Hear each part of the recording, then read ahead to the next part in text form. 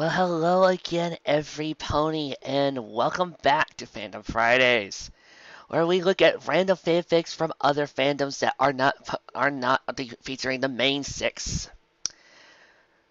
Time for a confession, people. If you follow my fanfiction account, you might notice that I'm a shipper of a certain pair. Yes, I admit it. I do ships. But they're not the only lesbian couple I do or in favor of. No, sometimes I also do Minako, Ray, and of course, Shiru. So today, I'm going to do some fics centered around Minako and Ray. Don't worry, people, it's not shipping. It's friendshipping. Totally different. But these fics are just too sweet and comical, I just can't resist.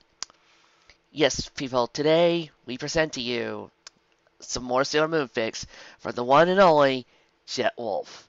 So please enjoy as we at the Treeberry Memorial Library present to you a double feature of Jet Wolf's works. Story 1, Author Alert, by Jet Wolf. Please remember to visit Jet Wolf's blog, Fangirling in the Key of Nick, Jet Wolf Rewatches Sailor Moon. You will not be disappointed. Author Alert. It was Sunday morning, time for Minako's regular Sunday morning ritual. This ritual was executed every Sunday morning without fail, except for those times when Sensei business got in the way, or there had been a particularly amazing sleepover the night before, at which point it became Minako's Sunday afternoon ritual. She was still in her fluffy, comfy pajamas. She had a mug of chocolate milk and a bowl of sugary breakfast cereal. Her computer was powered up and ready to go. It was time to read Sailor V fanfiction. I'm with Minako on this one. Minako double-clicked the icon on her desktop and entered the search criteria. She sat back and munched happily on some milk-soaked marshmallow bits as she waited for the program to scour the web and work its aggregating magic. Minako had requested Ami to create it. For research purposes, of course. You know, against enemies. 2 days later, and Ami had delivered in spades. The program kept note of all previous hits so not to duplicate, scanned the deep web, could access locked and password-protected sites, downloaded the pertinent files locally, and it delivered all the results in an easily readable and fully customizable interface. Ami, I'm disappointed. No free coffee maker? Minako grinned at the little deformed version of herself that was grinning back. She had, of course, immediately used the program to search for herself. There hadn't been too much to find under Minako Aino, a fact that disappointed her. She clearly hadn't done enough to get that stupid school talking about her. That really wouldn't do. How could documentarians possibly track down her old classmates and come away with endearing and hilarious stories if these stupid people didn't remember them? Sarah Venus was similarly disappointing, since she was usually just one of the 5 girls. There were several fantasies, and a rather detailed-looking discussion forum that seemed largely dedicated to how wonderful their friendship was. But it was difficult to find things that were just about her, and that was, let's be frank, the thing that Minako was most interested in. Though it had opened up a whole new and potentially exciting world of fan art, which Minako made mental note to return to later. Ah, but Sailor V, here, Minako decided, was the reason the internet had been born. The Sailor V fandom wasn't the biggest on the internet, but it was sufficiently large enough to satisfy Minako's ego, and filled with some truly amazing and creative fans. They loved to discuss each issue of the Sailor V manga, and go through each episode of the anime with a fine-tooth comb, guessing hundreds of words and detailed analysis about something as simple as one lone screencast of characters looking. Fans were crazy. Not as a brony I would know, or as a Trekkie, Star Wars geek, One Piece fan, Naruto fan. You people might want to continue reading the fanfic. He's going to be here for a while. Fan, One Piece, Sailor Moon fan, Mooney. The fic! Just the way Minako liked them. But her favorite was the fanfiction. A core of fans so invested in Sailor V's story that they explained the world, continued her adventures, even fixed stuff that writers had gotten wrong. Minako had, by and large, distanced herself from the manga and anime. The creators never once asked Sailor V for her input, after all. It certainly never come forth with a royalty check, which was still a point of some contention, thank you. And so she just enjoyed the fact that there were comics and cartoons out there, of her, kinda, doing cool stuff and generally being awesome. How many 16-year-olds could say that? Still, Minako, too, often felt disappointed by the direction the anime and manga took, and felt especially tweaked when they had her acting so unlike herself. That's where fanfiction came in. Not all of it was great. Some of it was, Minako learned the hard way, very much not great. Some was even downright disturbing, even for a seasoned soldier of love and beauty like herself. But it was all a labor of love, which she deeply appreciated, and undoubtedly worth it for the stories that were really, truly fantastic. My love of fanfiction in a nutshell, people! The search program ended, and played a snippet of the Sailor V opening credits. A song which, some part of Minako's brain bitterly noted, she did not sing. 27 results! Today was going to be a good day. It looked like one of her fan communities had a fic challenge. Those were always fun. This week's theme was... Minako's hand froze its way to open the first file. Redbow had posted a new story. Minako felt her stomach do a little jig of excitement. Redbow was by far Minako's favorite fanfic author. She, or he, though Minako's gut said she, had a grip of the Sailor V character that Minako found frighteningly accurate. Minako had no idea how Redbow was able to get that level of nuance from these, honestly pretty shallow, fictional portrayals, but she did. It was like she knew Sailor V. It was like she knew Minako. Through Redbow's stories, Minako felt a surge of excitement that she hadn't experienced since first reading about and watching her own adventures. The disconnect between herself and the Sailor V character had quickly become disappointing, leaving Minako to just flounder along at first, until eventually coming to appreciate them for their own merits. Redbow changed all that. She put Minako back into the story. Through Redbow, Minako felt herself leaping across rooftops of England and Tokyo. For Sailor V was the international soldier of love and beauty, all the better to reach a widened market share. She was smart and witty, decisive and, okay, way too ditzy and annoying sometimes, but Minako could rule that. The simple fact was that Redbow did what even the professional writers couldn't do. She got Sailor V. For the several thousandth time, Minako wondered who Redbow was. She tried to find out, repeatedly. She created aliases and fake accounts, left gushing reviews, and sent effusive fan mail. Redbow always made the same response. Thank you. That was it. Nothing more. 2 words and a smiley face. How the hell was anyone supposed to track you down with 2 words and a smiley face? Minako wanted to know. Had to know. Redbow was clearly her biggest fan. That Minako would never know the person who knew her so well was maddening. But she was nearly out of options. Subterfuge hadn't worked. Her own rudimentary hacking skills only turned up proxy servers that went up nowhere. The best chance she had was to ask Ami to do her thing. And while Minako didn't personally have a problem with that, she suspected Ami wouldn't react too well with, "Hey, help me discover the true identity of the Sailor V fanfic writer." Minako double-clicked and opened the story, still mulling over her problem. Maybe she could pose as a fellow writer hoping for a collab. Offer to buy her dinner. Writers are always hungry, right? Yes, we are. What? I am always hungry.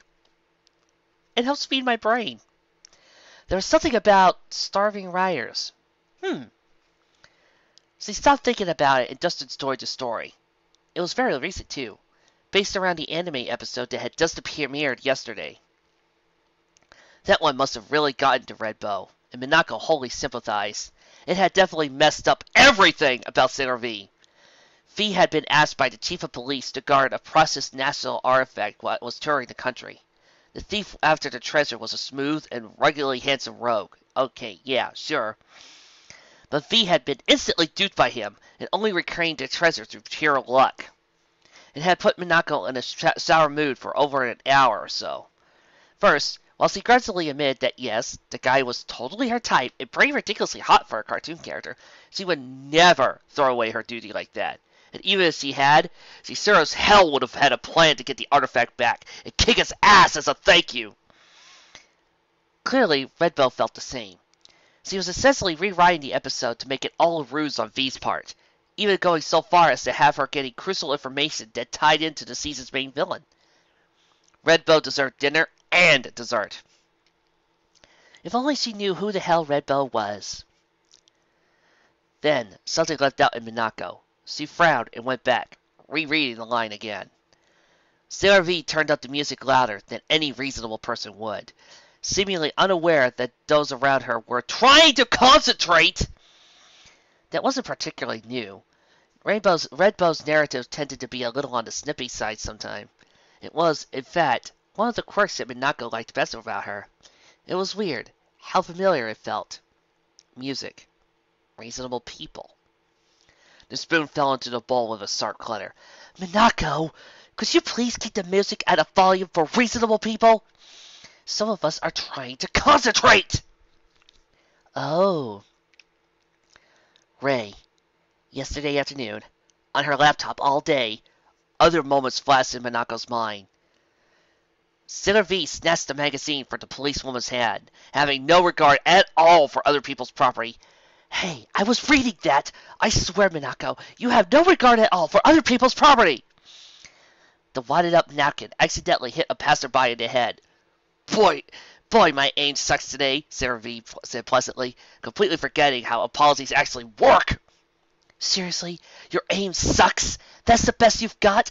Did you forget how apologies actually work? Redbow. An image of Sailor V's Redbow appeared in Minako's mind. That was, she had assumed, the origin of Redbow's pen name. Then the image was replaced by Sailor Mars and her flame sniper. A grin slowly spread across Minako's face. It was pleasant for the first few seconds, but as it continued to grow, it became downright evil. Oh, Ray-chan, so clever, so eternally snarky, so never, ever going to hear the end of this. Fanfic 2, The Morning After. Everything was warm and soft, and kind of ridiculously comfy. Constance was beginning to intrude. Ray kicked it away viciously. She wasn't a morning person at the best of times, and this despite being normally up at dawn to get the first round of chores done around the shrine before school. Was there school? Did chores need to be done? A quick check with her internal clock said no on both counts, if that was good enough. Ray's sigh was deep and contented, as he snuggled back into her pillow. Her blankets had somehow gotten bunched behind her, but it was a warm bundle of support she left him to where they were. Ray wasn't exactly a quiet sleeper, so waking up to covers half off wasn't new. They never wound up so quietly packed before her, though. Weird. But comfortable, so whatever. Ray shifted, trying to chase sleep down, but her brain kept nudging at her, distracting her from this very important task of complete consciousness. Stupid brain. Couldn't she just be hugged in peace? Apparently not. Its inarticulate but persistent prickles continued to hover around Ray's many edges. It was like a vision living, which was rarely good news for anyone. Wait. Hugged? Details began to materialize. Terrible, horrible details. That weight was around her middle. Way too heavy to be a blanket. Also, blankets didn't squeeze. Was this squeezing? Wait a moment. It happened again. Squeezing was confirmed. That extra leg must have grown in the night. Okay, yes, that was definitely her own foot, and there was without question something draped over the leg attached to that foot. Now here's her other foot, reporting for duty. Fearing the answer, but determined to know, Ray sent that foot on a recon mission. It didn't have far to go. Conclusion, third foot. Oh, okay. And so then that's not a giraffe against the back of her neck. It's breathing. A scream ripped from Ray's throat, and she launched herself upright, nearly tripping over the tangled mess of limbs that had become. This outburst had numerous effect. Usagi reacted the fastest. This was a bet Ray would have lost, had this been a situation where she wouldn't ever any faintest part of reality have been on. The moment Ray began to scream, Usagi was 100% awake, 100% confused, and 100% screaming, matching Ray's pitch with a precision that would have done any choir proud. Her eyes were approximately the size of satellite dishes, looking around at everyone and everything with complete incomprehension. Never once did her screaming falter. Usagi had awoken to this day with screaming on her agenda, and she was committed. From the kitchen there was a loud bang, followed by a string of curses that would have made the oldest, salty... Sorry about that. Sailor in history suggests turning it down the middle. Makoto's zen of cooking had been interrupted. If someone wasn't dying, somebody would be soon. Ami was so startled she lost her page in the book she was reading. It was a tense few seconds, but she quickly recovered her place. All was well. But there was one more person to be accounted for, and that person mostly just pouted and said, "You woke me up." This was, all things considered, not the wisest act of contrition. "Minako!"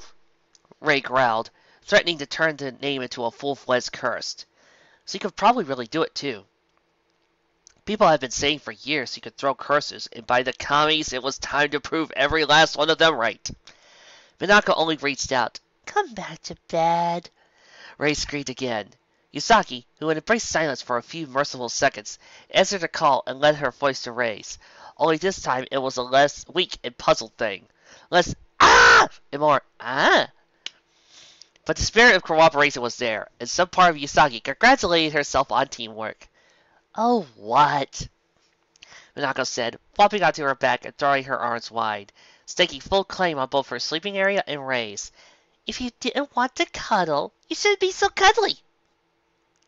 From the doorway came a choked laugh. Makoto had entered the room, expecting to find dismembered bodies and blood on the ceiling, which might still happen. But until then, it was that Ray and Minako comedy hour, and damn if it wasn't one of Makoto's favorite shows. Surging forward, Ray puffed up like some sort of desert lizard. Minako seriously thought Ray's hair expanded to twice its regular volume and was fascinated. "I am not cuddly!" she spat. Minako tilted her head.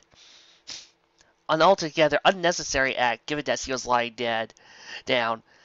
She peered up at Ray, who was looming over her, breathing so audibly that she sounded like a Lama's instructor. I have several hours of cuddling you that says otherwise." Ray kicked her pillow. Yes, the pillow that she was currently aiming for, and not that blonde, stupid head full of stupid, and smiled as it landed dead center in Minako's face. With a triumphant toss of her mane, Ray strode from the room. It was a victory walk, for she had won. Oh yes, nobody would say it differently, or speak on this day again. "I think you hurt my nose," Minako said from somewhere under the pillow. She crawled to her feet and scrambled to Ray. "Kiss it and make it better? Wing, wing, wing, wing, wing." It sounded like there was more screaming happening somewhere, but that somewhere was not here.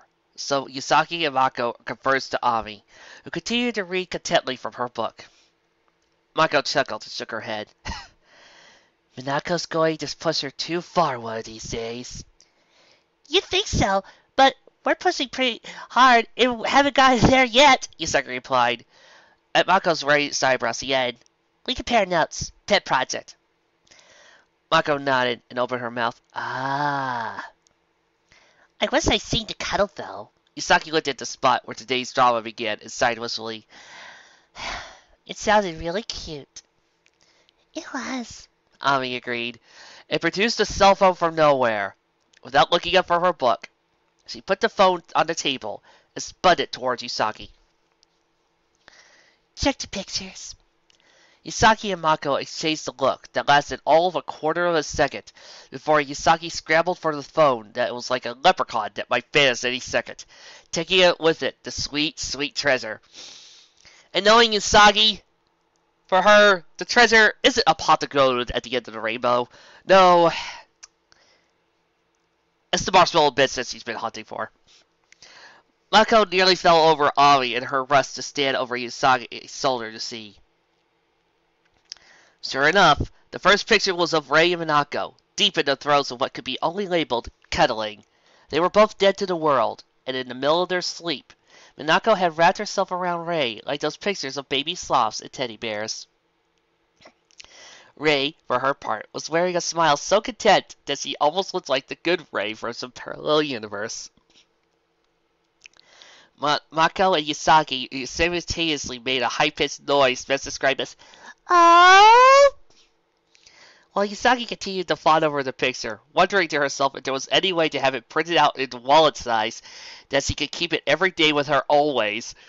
Mako glanced at Ami, who had once looked up from her textbook. "Why would you take this?" Why wouldn't you? replied Yasaki, zooming in to properly digest every single adorable panel. Ami continued reading. Minako asked me to. She promised a week of uninterrupted study time if I could get a good picture. Yasaki and Mako gaped at Amy, the photo temporarily gotten. Ami glanced up at them, looking at them for the first time. Her expression remained neutral. I will get you through high school entrance exams, even if you have to kill each other to do it. Do. Well, I don't think I got anything more to say than anything else I said about Jet Wolf's fics. Just that she gets them. She gets the characters. And she does a really great job of doing a good slice of life story that just ends up making me feel so warm and peppy on the inside.